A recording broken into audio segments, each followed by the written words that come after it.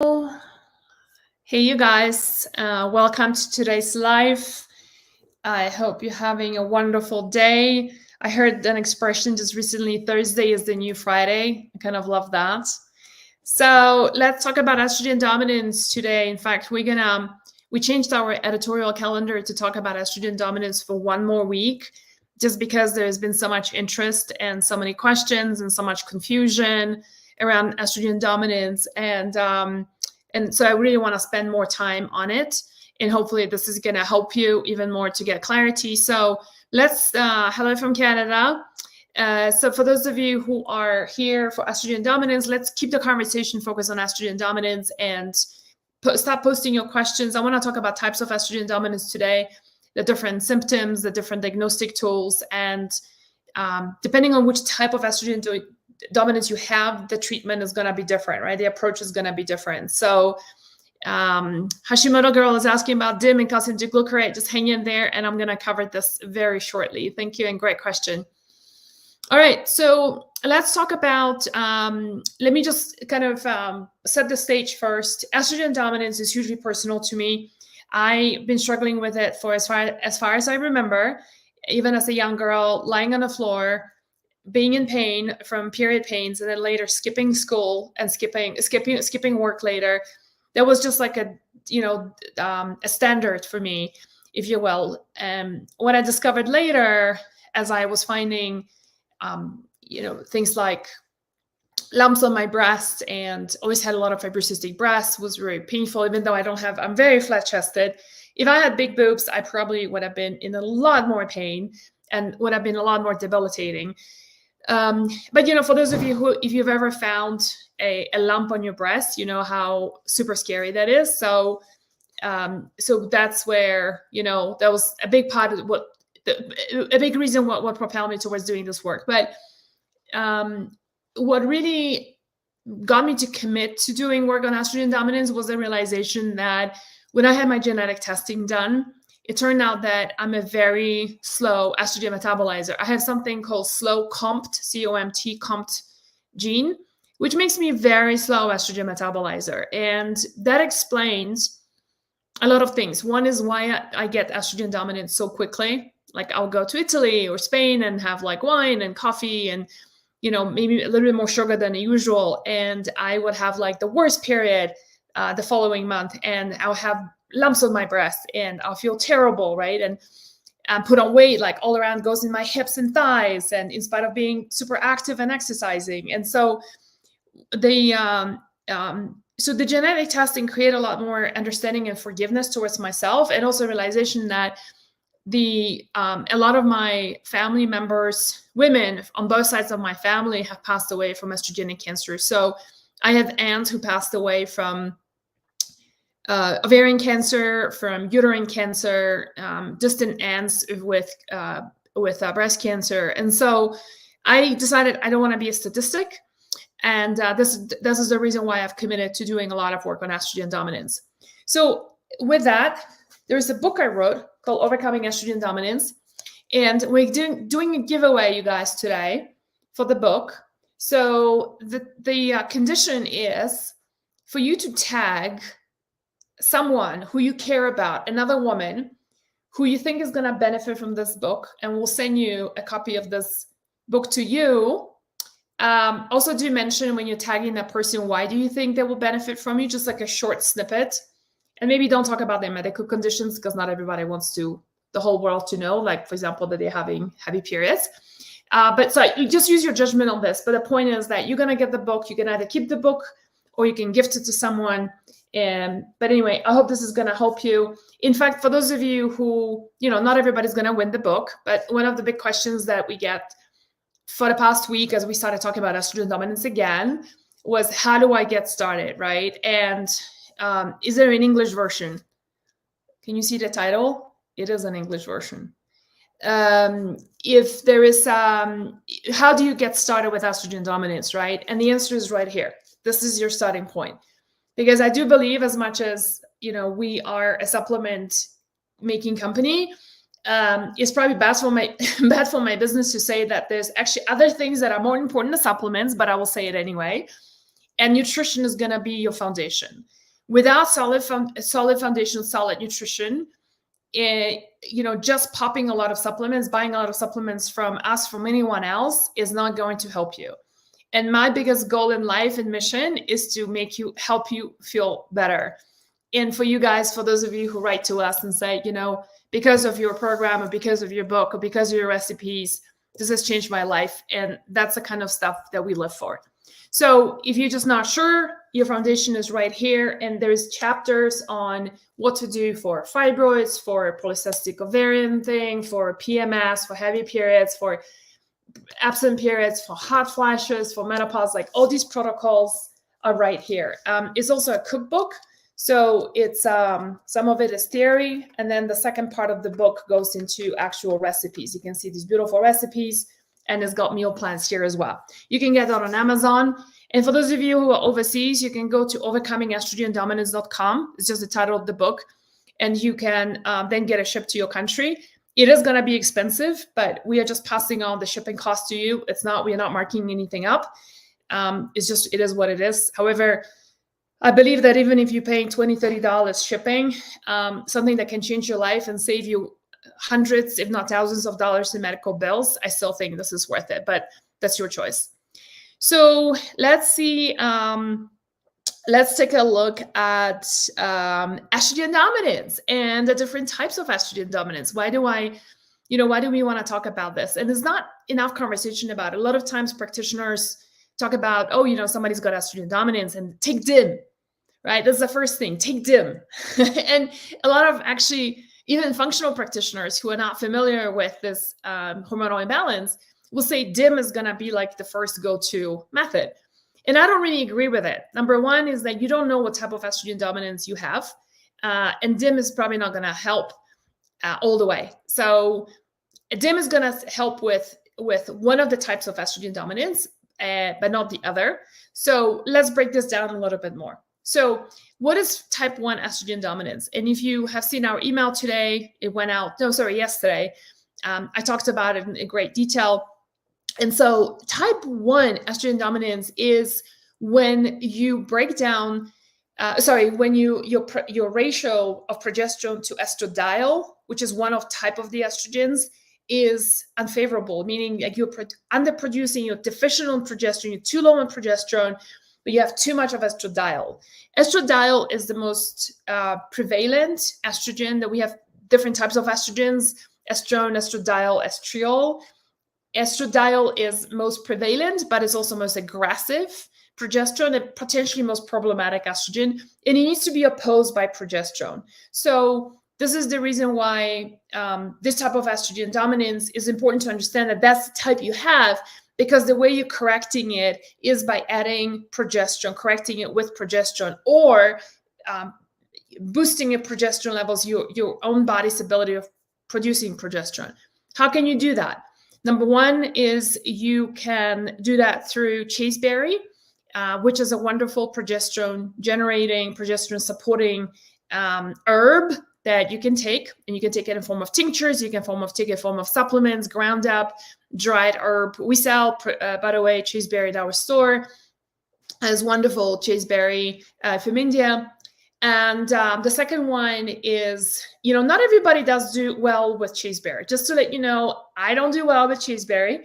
In fact, it makes my ovaries throb and I get mid-cycle spotting. So that's a lesson and a reminder that even the most amazing herbs can, sometimes do not agree with you. And so not everything for everyone. So the second option of correcting your progesterone levels is by doing bioidentical progesterone. My preferred option is by doing it topically. So you do that through a cream or an oil. And I know some providers like to prescribe oral progesterone. I'm personally not a fan of oral progesterone for the very reason that you are just putting more stress and expectations on your digestion and your liver has to then convert the progesterone to be utilized. And so it is, and excreted as well. And so it's an additional step, where a topical just goes straight into your bloodstream, straight into the lymphatic system, straight into your bloodstream, and starts working really quickly. We have, if you guys want me to talk about where to apply progesterone, I can just let me know, and I can circle back to this in a second. Now, how do you know if you are type 1 or type 2 estrogen dominant? So type 1, we saw on one, type 1. Type 1, you can do that through saliva testing. So like you can order online, like things like ZRT labs, or you can order doctor's data. I think doctor's data, you can't order it yourself, but ZRT labs, you can order it yourself. Saliva 4 no, sorry, that's for cortisol. For estrogen progesterone, there's a full hormonal panel, and you can do that through canaryclub.org. That's one way of testing. The other way of testing is to do Dutch testing, DUTCH. It's a urine test that will show you not only progesterone estrogen relationship, but also will show you the stuff about the second type of estrogen dominance, which I'm going to talk about in just a second. So that's really what I have on type 1. Let me know what questions you guys have, and let me know if you want me to talk about where to apply progesterone, because that could be an interesting one for quick and slow release of progesterone. Now, let's talk about type 2 estrogen dominance, which is how you break down estrogens in your body. Might not be the best, and you're basically producing too many of the dirty estrogens as compared to clean estrogens, which are the good protective ones. And that's really important to understand, because then your treatment and your course of action is going to be completely different. When you have type 2 estrogen dominance, you want to support your liver function and help your body break down those estrogens in the most favorable way. So skewing the balance towards the clean estrogens, away from the dirty estrogens. And you do that through supporting your liver. So as you can see, the treatment options for these two are very different, right? Can you have, by the way, both of them, type 1 and type 2? Absolutely, yes. And in fact, many women do. You can be low on progesterone and have too much estrogen, and yet have type 2 estrogen dominance, and because you're not breaking down those estrogens correctly. And that's very normal, because as we age, our liver is just not as efficient as it was in our 20s and 30s. And so we tend to overproduce those, or we have some genetic SNPs that are, even manifesting even more now than before. And then you're overproducing those dirty estrogens. How do you test for that? Again, Dutch test is going to be super helpful. You might then you're looking at the 2, the 4, and the 16 hydroxyestrogens, how you break those down. And so what matters here? Well, what's going to matter here is supporting your liver in a big way. And you can support your liver on an overall, way of things like doing NAC for glutathione, supporting it with things like milk thistle, selenium. Like, we have a great product in our store called Daily Liver Detox that's got NAC and milk thistle and alpha lipoic acid and selenium to recirculate that glutathione. But that's more like holistic, broad strokes liver support. If you want something very, very targeted to be like specifically as supporting your liver to break down those estrogens, then this is where the whole shebang of supplementation comes in, of working with DIM, which a lot of people know. But before you go and run off and buy DIM, just hear me out here first. DIM is great for upregulating your first phase of liver detoxification. And some people have great results with that. But when you open up the floodgates of phase 1, then you need to have something for phase 2, which then catches those metabolites, and you need to provide binders for them and support in detoxification. And this is something that most practitioners actually overlook.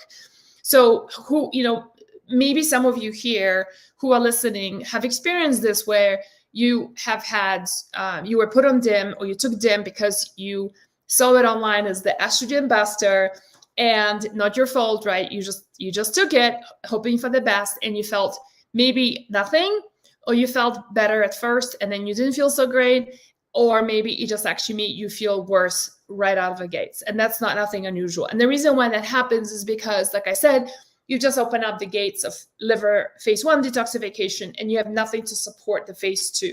So this is where supporting phase 2 is actually my favorite way of doing things, and starting off from there.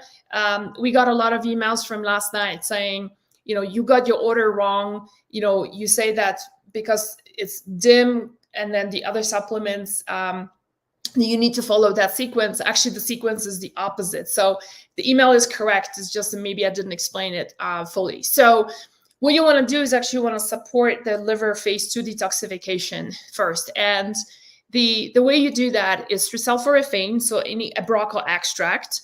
Now, here's a trick with that.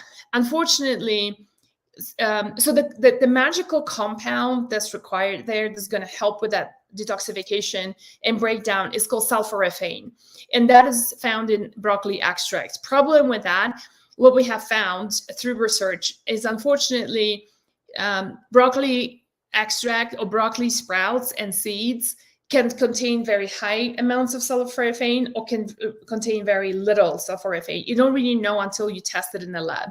So if somebody has, for example, breast cancer, which, by the way, sulforaphane is used by breast cancer patients in functional medicine, because sulforaphane research has shown it actually kills the mast cells of a cancer cells. And so it's pretty amazing in that way. The problem with that is that you really need to buy it from a company that has tested this. And so we are sourcing our broccoli sprouts from a company that actually tests for sulforaphane content.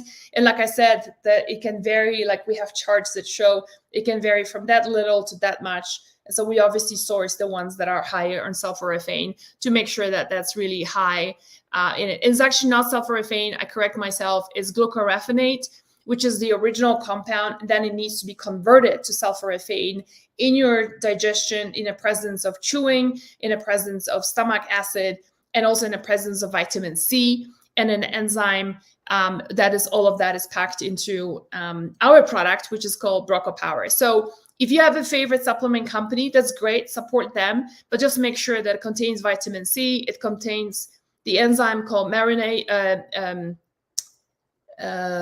so it's glucoraphanin.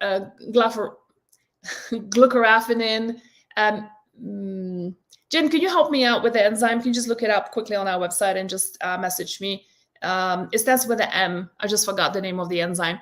So it's got the enzyme that then converts to sulforaphane, and vitamin C is a cofactor in conversion as well. So marinase, is that what it? No, it doesn't sound right. So that's going to help tremendously your phase 2 liver detoxification. There's another pathway in the breakdown in phase 2 liver detoxification, which is basically supporting the glucuronation pathway. Glucuronation pathway in the liver, I think, is one of the most underestimated pathways. And the reason why I say that is because a lot of practitioners don't even realize what it does. The liver has different pathways like sulfation pathway, methylation pathway, and the glucuronation pathway, and different pathways need different support and cofactors in order to bind up those toxins and evacuate them. Okay, so what happens, like in a case of glucuronation pathway, where that's one of the pathways that estrogen is metabolized, calcium deglucarate is the compound that is required. And can I just go back to this is also, let me just go back to the enzyme that I didn't, it's called myrosinase. And myrosinase is the enzyme you want to see in your broccoli extract when you're buying a broccoli extract to make sure that it helps the conversion from glucoraphanin to sulforaphane. There's no such thing as sulforaphane found in a product. Sulforaphane is created in your body. So, by the way, if you find a supplement company that actually makes on a product label a claim that there is X amount of grams of sulforaphane, that's total BS, is actually mislabeling. And I think you should not buy that because it's just misleading and it's dishonest. Because, like I said, the body creates its own sulforaphane with the help of myrosinase, the enzyme that actually comes from mustard seeds, is a mustard seed powder. Which kind of also tells you like why in India, like when you have broccoli, oftentimes they serve it with mustard seeds, it's almost like medicine on your plate, right? So calcium, let's move on to the next supplement for phase 2, and that's calcium deglucarate, and it supports the glucuronation pathway. I want to give you like a super quick story of just how important it can be. I have a friend who has had a problem with fibrocystic breast. I mean, her breast will go from cup B to D in a course of 3 days and will be so engorged and so painful. And she's a big sports person, so suddenly she couldn't do any sports. And what happened was she had gone to like 5, I think, different doctors, and she's already taking care of herself. She's got a number of autoimmune diseases, so she's gluten-free. She's like on AIP, like, paleo on steroids kind of a thing. She's super clean product. She's done the whole, liver support thing. She's done DIM. She did sulforaphane already, didn't help her. Resveratrol, quercetin. Like, her practitioner was just throwing all the different supplements at her. And when I first met her and she's telling me the story, I said to her, "What about calcium D-glucarate?" And she's like, "Calcium what?" She didn't even hear about it. And none of her practitioners has pointed her in that direction. So the minute we parted ways, she went and bought it online. And then 2 weeks later, I got this message from her saying, like, "I cannot believe this, but I've been going around for years with this breast pain, and I'm finally feeling like myself again. My estrogen dominance is completely under control." So it was the glucuronation pathway in her case that was unsupported, that really she needed to support that to metabolize that estrogen and get it out of her body, right? So sometimes it can be something as simple as one supplement. It can really change your life. So that's where, so I'm hoping that with this, like, a long explanation, it gives you visibility of, if you're type 1 estrogen dominance, your course of action is correcting your progesterone. You can do that with chasteberry. You can also do that through topical progesterone, through a cream or oil. If you are type 2 estrogen dominant, you want to support your body through, first of all, supporting actually going on reverse, phase 2 liver detoxification, and that's going to be some kind of a broccoli extract, and then calcium D-glucarate. Those are the 2 main supplements. If those don't work, or you feel like they help some but not fully, that's when you can add on DIM into your protocol. Okay, so that's basically the protocol. And then let's not forget that your estrogens get metabolized by evacuation, meaning you're pooping them out. So there's actually phase 3 to your detoxification, and that is basically your pooping. So if you are constantly constipated, then you've got to resolve that.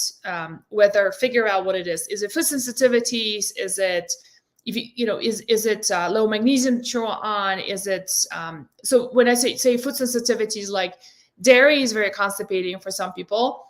For other people, it could be gluten that constipates them. And anyway, the point is that you've got to have your bowels moving. You've got to have a daily movement, because if you're not pooping out those estrogens, they're going to get recirculated.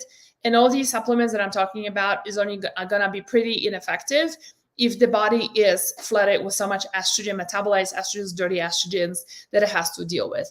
And the liver, what you need to know is that the liver prioritizes things in a sense that it doesn't, it takes care of more serious toxins such as heavy metals, such as mold, bacteria, viruses, and evacuates those first as a priority. And hormones are kind of like second priority, because guess what? You're not going to die if you are recirculating estrogens, right? But you're just going to feel like crap. So, okay, let me get to questions. Jen, do you want to post some questions? Then I'll do maybe 1 or 2 from Instagram first. Somebody's asking about Dutch test doctor's data. I didn't catch the home test one. All of them are home tests. None of them are, you don't need to do it because none of them are blood. So you don't have any serum requirements. Dutch test is something you can order that from us as well. We have a page that you can order and get a discount. I think it's $20 or $30 off. It's on, let me see, yourlabwork.com/hormonesbalance. You can grab the coupon there. And so the Dutch test is there. Doctor's data, they also go doctor's data you cannot order yourself. You have to go through, you gotta buy another one called ZRT Labs, and you can get that on canaryclub.org. Write down the names of the test kits. Hey guys, I can't write right now as I'm talking. So just Dutch, DUTCH, and ZRT Labs. Those are the two labs. And once I hang up, I'm going to post the call and you can pull out the names from there as well. Jen, do we have any questions on Facebook? Facebook is kind of quiet today. Really like to get my acne cleared, and my female 21 had acne plus pus with all of it 1 year for now. So that's... this is not so much estrogen dominance. Acne is typically the result of either food sensitivities. And so, like, I don't know if you know, but my story was I had acne all around my face. And the way to resolve this is to figure out what are your food sensitivities. In my case, it was eggs, dairy, and gluten that were causing all that acne breakout. If it's not acne, if it's hormonal, then the hormones typically that cause acne is high testosterone levels, and which typically gets driven by high blood sugar levels. So you need to work on those things. And since it's not estrogen dominance, I don't really want to spend too much time talking about that. Summerlene is asking, how do you know whether you type 1 or type 2 estrogen dominance? So maybe you missed the first part of the call. You can either go by symptoms that I described at the beginning, or you can go by lab testing that I talked about at the beginning as well. Amy is asking, what progesterone oil schedule use do you recommend? Time, day of a cycle, morning, night? So yeah, so progesterone is if you are still cycling and you won't want to get pregnant, you want to do 2 weeks on, 2 weeks off. So you do progesterone in the luteal phase, which is from ovulation, so middle of your cycle until your first day of period. And if you are not planning to get pregnant, but you're still cycling, you could do 3 weeks if that makes you feel good. Most women like that a lot. And so that will basically you do it on day 7. So day 1 is the first day of your period. You wait for a week, then you stop progesterone. You do it for 3 weeks or until the first day of your period. So that's for menstruating women. For women who are in menopause, you basically do 3 weeks, or you do 25 days out of a month. You take 5 days break, and you can start pretty much any time. For those of you who are like, you have your cycle all over the map, just like myself right now, I get like my period now every 3 months, and sometimes it comes back after then 21 days, and then it comes back after, it vanishes for 4 months, and I'm like, oh, I think I'm going into menopause, and then boom, it comes back, and I'm like, clock resets itself. Then you basically do the same thing. Like the minute you get your period, you stop your progesterone, right? And then you don't do progesterone until you finish the cycle, your period, and then you can continue on your progesterone. So for 25 days, you can take 5 days break, even if you don't have your period, right? And so on and so forth until you get your period. Morning or night. So you can do both. Morning can be really helpful. You know, progesterone is not a sedative, right? So in the morning, it can help you perhaps calm down a little bit. Some women just feel really wonderful. Kind of tune into your body and see how it feels. And then at night, it can be really helpful with sleep. So progesterone works also on GABA receptors. Just for those of you who have taken GABA at night to kind of calm your mind down and stop like the monkey brain, that's when progesterone can really help a lot. And we've been getting great reports of people saying that our progesterone really helps them sleep, and they can actually maintain good sleep and feel a lot more rested. I definitely, when I measure it on my Oura ring, it shows me I have longer deep sleep when I do progesterone at night. So I try to remember to do it. One quick note, nobody asked for it, but I'll tell you anyway, because I think it's important and helpful about where to apply progesterone. So a lot of people know that you do it on the wrist, and that's true. But you also want to rotate those spots. So you get like really quick release and fast acting action of progesterone if you apply it on thin skin like here, your wrist. It can also be your neck. It could be your décolletage because, you know, it's all thin, very thin skin. You have no fat. You can also do it at the back of your neck. You can also do it at the back of your knees, and you can do it on top of your feet. So those are like the fast acting releasing progesterone. I recommend to do it, especially at night, do it in the half of it So like our progesterone is 4 pumps, the cream, and you can do 2 on the thin skin and then 2 on where there's fatty tissue. So that's going to be giving you like a slow release action, and that will happen on your tummy. You can do it on your inner thighs. You can also do it on your butt. Yeah, those are some of the spots. You can do a combo of those 2. What type of estrogen dominance is bad for us? I would say that the type 2 is worse because, and especially, nobody has asked here, how come I have estrogen dominance when I'm in menopause? It's typically a question we get. So you might be wondering, like, hey, I'm 55 years old. I'm going through menopause or perimenopause. My hormones are low, but I'm still experiencing estrogen dominance. From what you're saying, and it doesn't make any sense. My estrogen is low. And it's true that is, a very plausible question and doubt, right?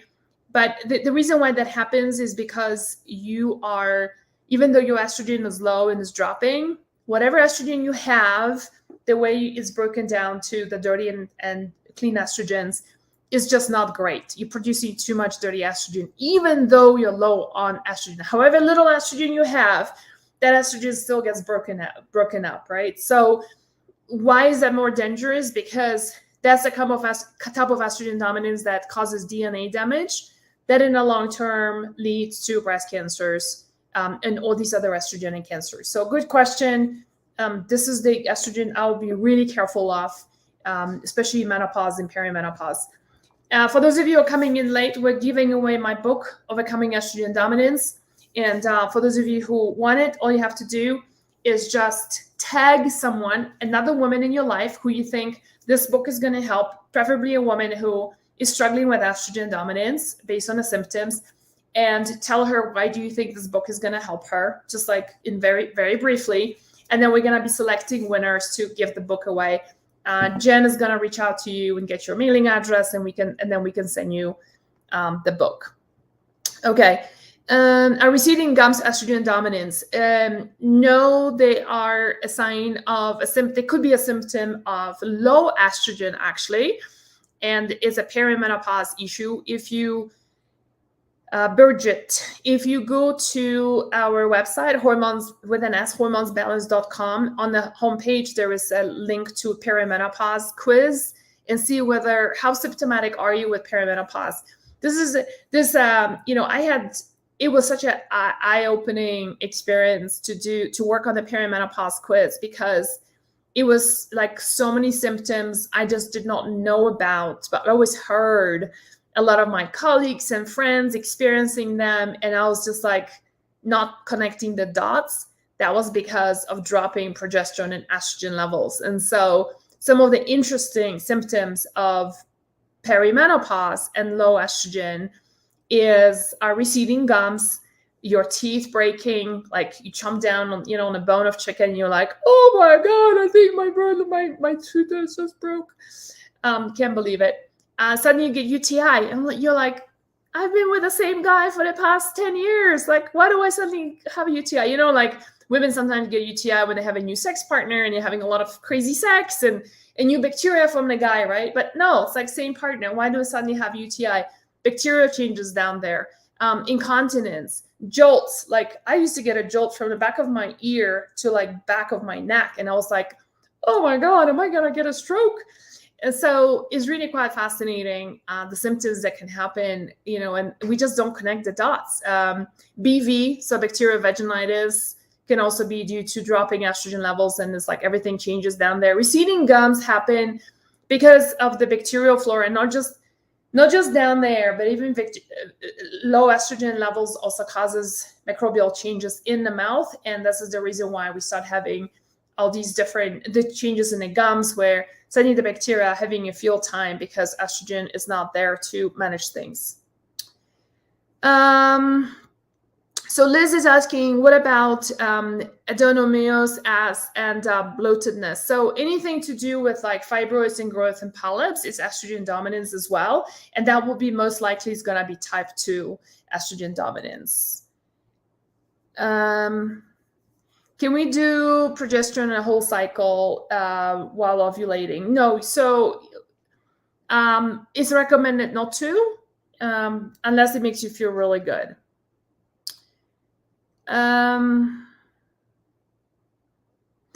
Liz is asking, can adenomyosis go away during postmenopause? What if not?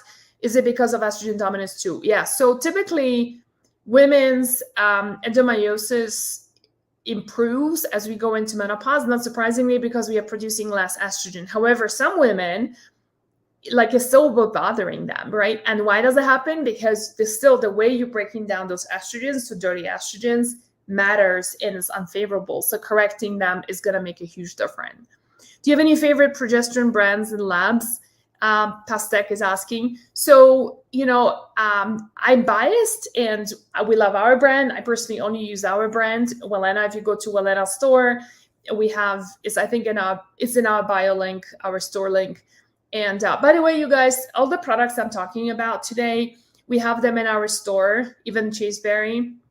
If you go to our bio link, if you're on Instagram, if you go to bio link, there is something called the Estrogen Dominance Singles Collection, and all these products are there one by one, like progesterone, cream, our Chaseberry, our Estrogen Reset Kit. But if you don't want DIM, then you just get calcium glucurate and Broca Power. Broca Power is our sulforaphane or seed extract product that we make. So, and if you have any favorite brands of your own, I will say make sure there's no parabens in it, fragrances, phthalates in them. Yeah, I mean, those are the big things that are, just very toxic.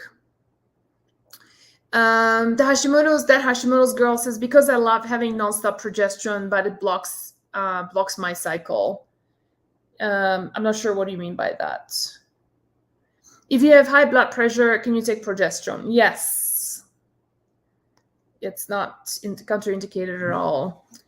Do you think that dirty estrogens is also stored in the fatty tissue, or even if menopausal? So no, so dirty estrogens don't get stored in fatty tissue, but what happens is when you have a lot of abdominal fat and visceral fat becomes then an endocrine organ actually and starts producing its own estrogen. So this is it's very common in menopause where women, when our ovaries slow down and we don't produce as much estrogen, then we develop a lot of body fat, right? Belly fat, which, by the way, we're going to be talking about belly fat in beginning of November.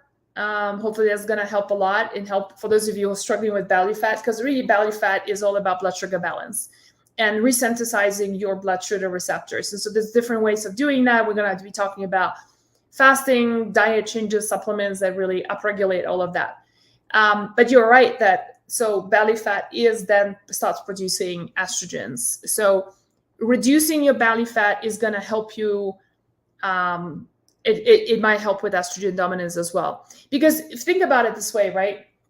If somebody is significantly overweight and you're producing a lot of estrogen through the belly fat as well, and your liver is compromised, then all that estrogen that the belly fat is producing, it doesn't get broken down in a good way. You're producing too many dirty estrogens. So this is the reason why a lot of times body fat or belly fat can be a contributing factor towards estrogen dominance, because most people who are overweight also have liver issues.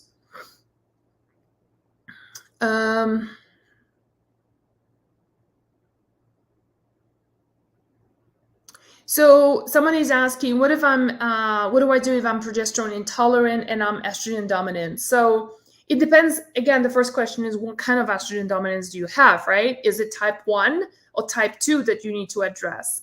If you're intolerant to progesterone, there's a lot of questions here. Number one, have you tried Chaseberry?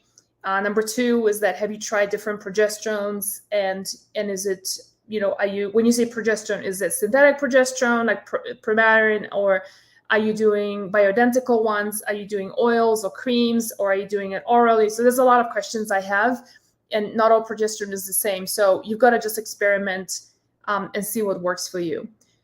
How do I get rid of melasma over the lips? Yeah, so great question. I suffered from melasma for a lot of my years. In fact, when I was on birth control, I had like a mustache right above here. It was pretty horrible. And so how do you get rid of it? You get rid of estrogen dominance. That's how you do it, you know? And I know many women go and get like their lips bleached and you know, the thing is that it's going to come back and it thins your skin, and it's just not a long-term solution. If you want a long-term solution, address your estrogen dominance. Most likely it's going to be doing it through addressing the type 2 estrogen dominance. Grace is asking whether Dutch tests show if you are low and high on estrogen, or is there not a test to take? Yes, it will show you that. And most importantly, even more importantly, how you're breaking down those estrogens. Okay, that's a few people got tagged. Awesome. I'm a 2021 cancer survivor, and I'm on endocrine therapy, estrogen blocker. Okay, so this is Lisa. Lisa, get my book. There's a whole breast cancer protocol here on how to address estrogen dominance. I get it that you want an estrogen blocker. You're not going to be on it forever because it does strain the liver. And so typically it's a 5 to 7 year process. And then after that, they have to take you off estrogen blockers.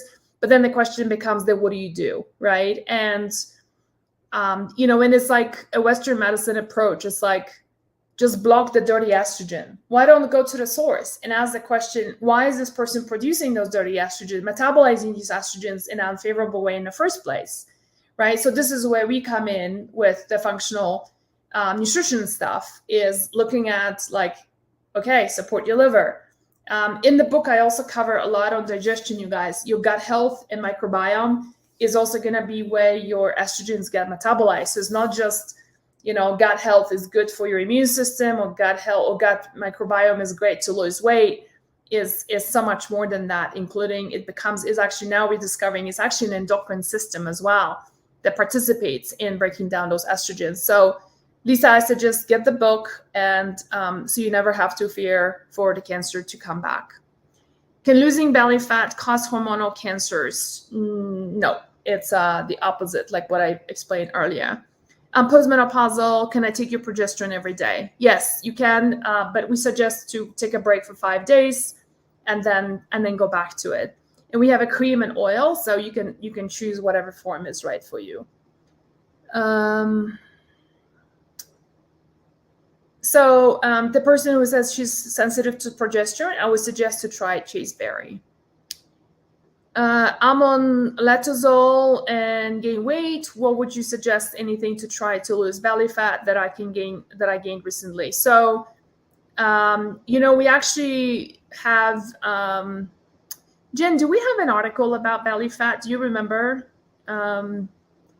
We do. Okay. So if you go to hormonesbalance.com and look at belly fat and blood sugar balance, that's going to be your go-to. Belly fat is really caused by higher blood sugar level. You see, let me just step back a little bit. What you need to know is that as we age, our receptors, our glucose receptors are not as sensitive as they used to be in their younger years, right? So what happens then is that the glucose doesn't get into the cells, and instead it needs to be deposited somewhere. And the safest place for the body to deposit is belly fat. So you can, number one, reduce your sugar intake. Number two is you can take supplements and herbs that upregulate your sensitivity to glucose and insulin, such as fenugreek, such as cinnamon, such as chromium. I mean, those are some of the things that can help. And really, really important is reducing your sugar intake. You'll be surprised in America how much sugar we are consuming on a daily basis. Is everywhere. It's in a ketchup. It's in a bread. It's in a pasta sauce. It's in like you go and have a cocktail and the mixer is just like, whoa, so sweet. By the way, you guys, I'm going to share a little bit more when I have more information, but I went through a bit of a health crisis just recently, and just about 6 weeks ago. And I had to stop any kind of sugar, all sugar. And not only have I lost weight, I just feel like really trim and feel really fit and good. But the other thing that happened, like my belly is really flat. And, one of the things that is kind of cool about when you give up sugar completely, even fruit, is that when you then take something that is sweet, like even you bite into an apple, you're like, whoa, that is so sweet, because you desensitized your sugar receptors in the mouth, right? And so you kind of reset everything and everything tastes really sweet. All right. Few more minutes and then I need to wrap up. The air fresheners affect estrogen. They are synthetic estrogens. You should not be inhaling that stuff. If you want to have nice air fresheners, use essential oils and diffuse them. Diffusers, not those air fresheners. They are synthetic. They're horrible. I was estrogen dominance, but when I did my last blood work, they told, I don't know, it's not finished, the sentence. I'm not sure what they told you, but I'm assuming that maybe not. The thing with estrogen dominance is you don't measure that through blood.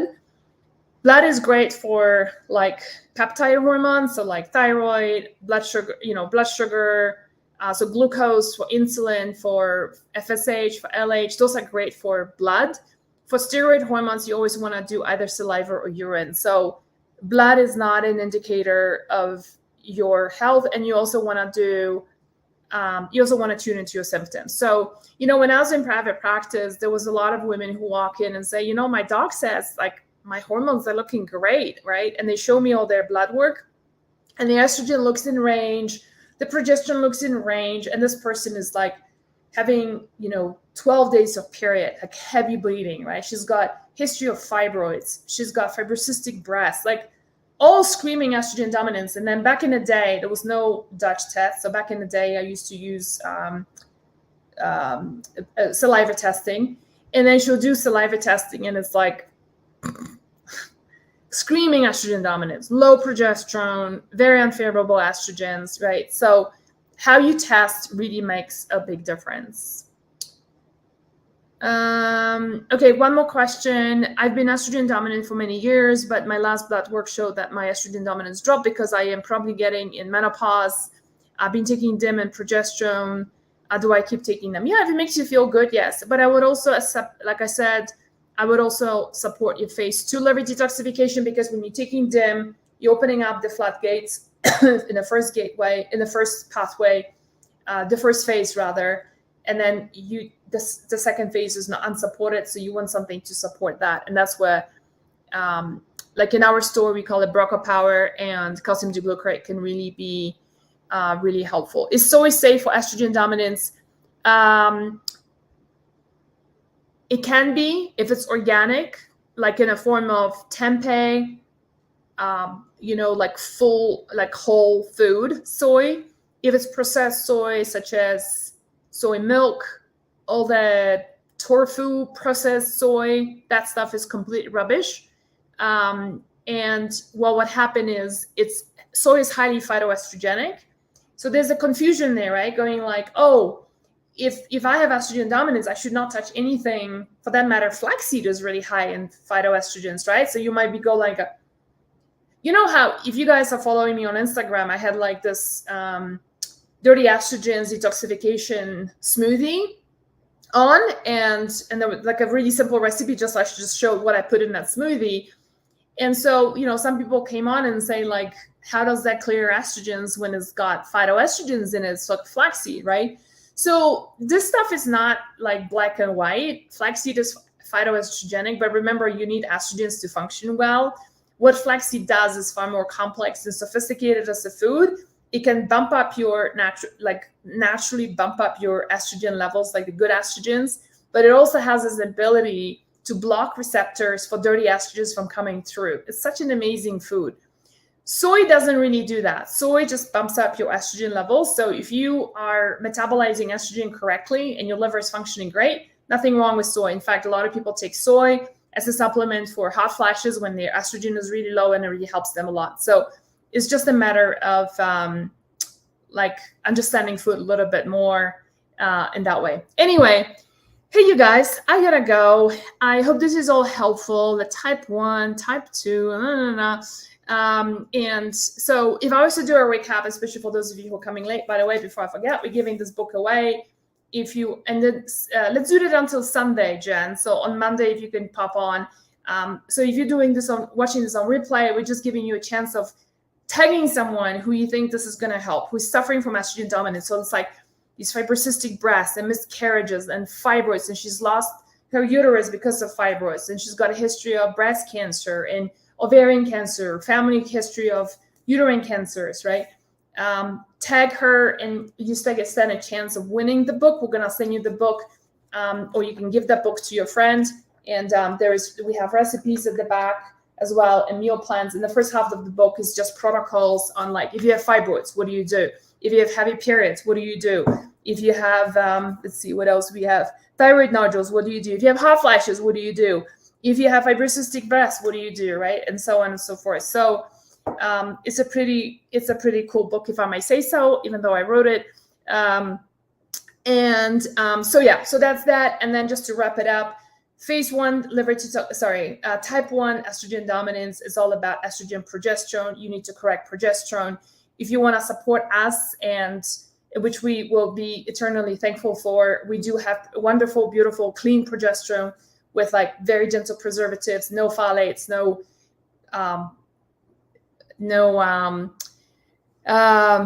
petroleum products in it and stuff like that. Super clean in our store. And we also have an oil if you want. I personally don't like the oil because it's like flows everywhere, but some people love oil.